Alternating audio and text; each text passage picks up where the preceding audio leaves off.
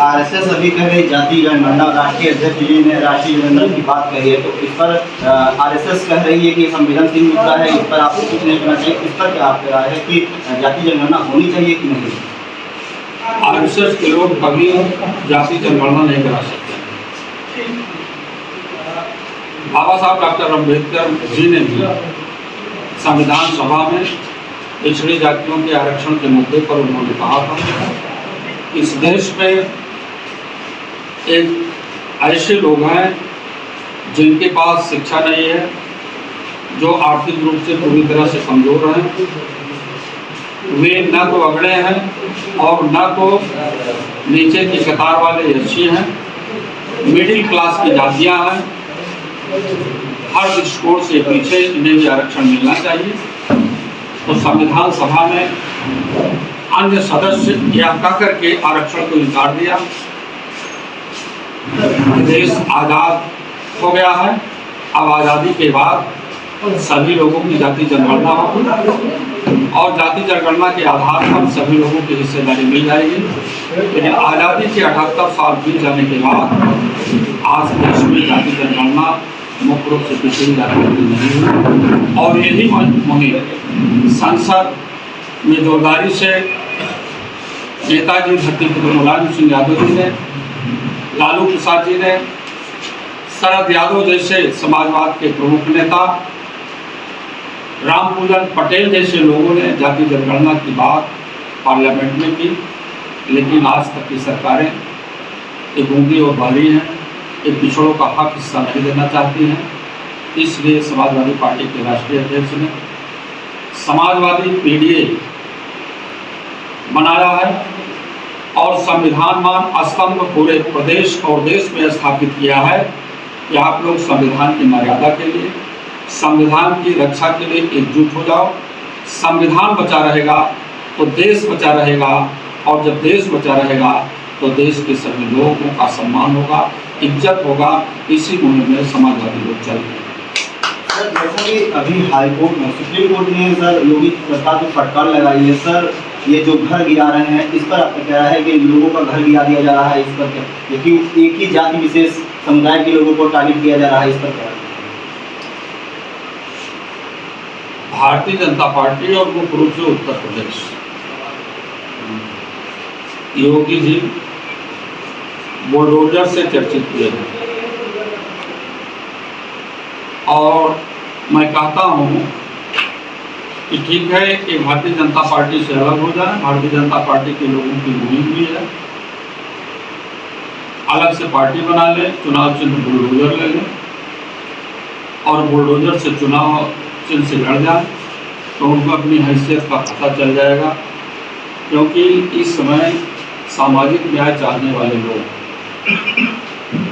ऐसे रास्ते पर चल रहे हैं, इस देश में सामंतवादी और पूंजीवादी जैसी व्यवस्था को समाप्त करना चाहते हैं। और जब भी उत्तर प्रदेश में समाजवादी पार्टी की सरकार बनेगी तो इन बुलडोजर चलाने वाले लोगों से हिसाब किताब लिया जाएगा। क्या इनको नोटिस दी गई इनके घर को गिराने के लिए? इन्हें किसी भी प्रकार की कोई सूचना दी गई इनके मकान को गिराने के लिए? तो संविधान की अवहेलना है, न्यायालय की अवहेलना है, ये गलत काम है। सुप्रीम कोर्ट ने भी कहा, लेकिन ये लोग न तो सुप्रीम कोर्ट को मानेंगे, न इस देश के संविधान को मानेंगे, न इस देश का जो सबसे बड़ा संविधान विश्व का है लोकतंत्र है, और न ये लोकतंत्र को मानने वाले हैं।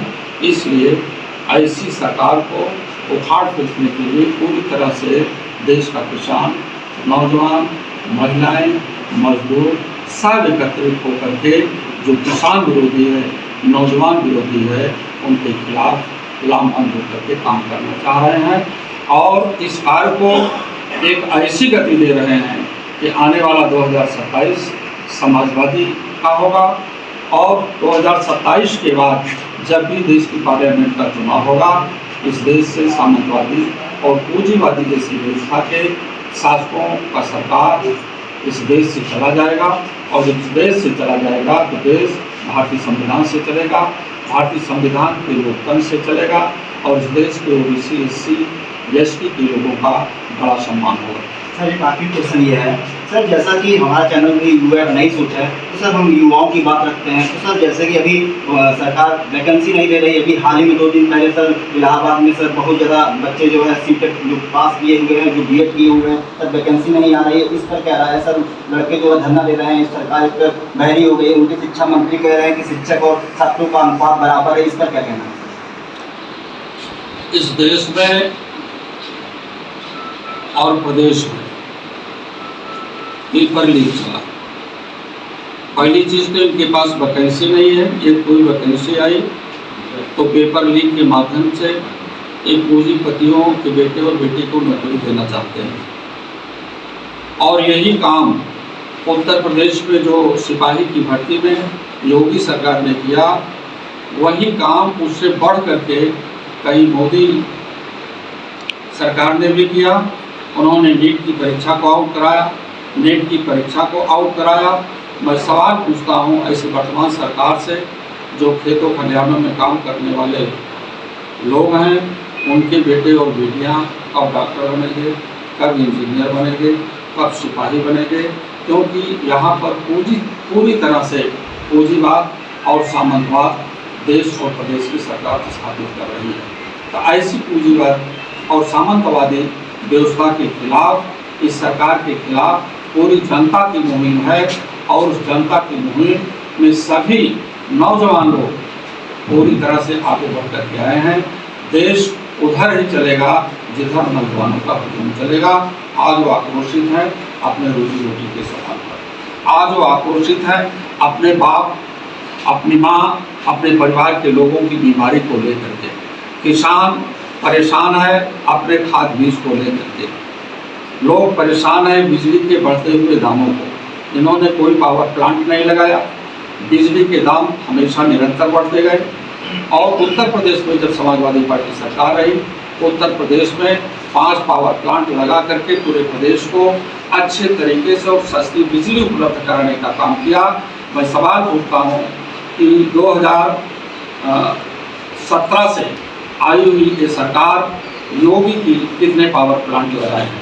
बिजली उत्पादन के संदर्भ में ये शून्य पर है। इसलिए मैं निवेदन कर रहा हूँ कि देश के एक ऐसे नेता को जो किसानों की भलाई के लिए, नौजवानों की भलाई के लिए और महिलाओं के लिए, जो इन्होंने महाभारत का वो चीरहरण स्थापित किया, जब महिलाएं गांव से निकल करके ब्लॉक प्रमुख पद के लिए, कहीं जिला पंचायत अध्यक्ष के लिए नामांकन करने के लिए गए तो उनका चीरहरण हुआ। इस चीरहरण का भी मुंह तोड़ जवाब देने के लिए महिलाएं भी बहुत आगे आ रही हैं।